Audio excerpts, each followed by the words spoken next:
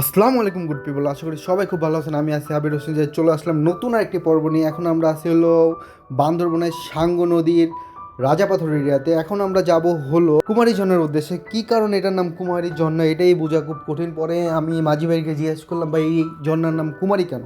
পরে সে বলল, ভাই এই ঝর্ণায় শুধু বর্ষাকালেই পানি দেখা যায়, তাই এই ঝর্ণার নাম নাকি কুমারী দিচ্ছে। পরে তো আমরা পুরাই অবাক। পরে আমরা চলে আসলাম কুমারী ঝর্ণা। কুমারী ঝর্ণা এসে তো আমাদের সবার মন টন ভালো হয়ে গেছে। এত পানি, এত ঝর্ণার পানি অনেক দিন পর দেখলাম। এরপর আমাদের মাঝে তো এক ভাই দেখা পুরাই বেকুল, পুরা মাথা নষ্ট অবস্থা তার। সে দাপ উঠে গেল ঝর্ণার উপরে।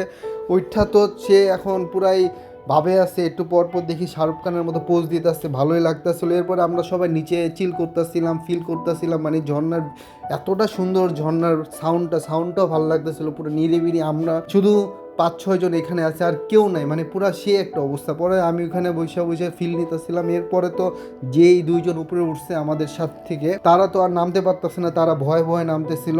মানে এতটা উঠতে যতটা সহজ ছিল, কিন্তু নামাটা ততটা কঠিন। মানে ভাই যা বলার বাইরে। তারপর তারা দেখতেছি যে অনেক দড়ি মড়ি ধইরা, তারপর গাছের লতা পাতা ধরে নামতেছিল। মানে এই তো পড়া পড়া অবস্থা। আবার পিছলে একটু পর পর বৃষ্টি হয়েছিল।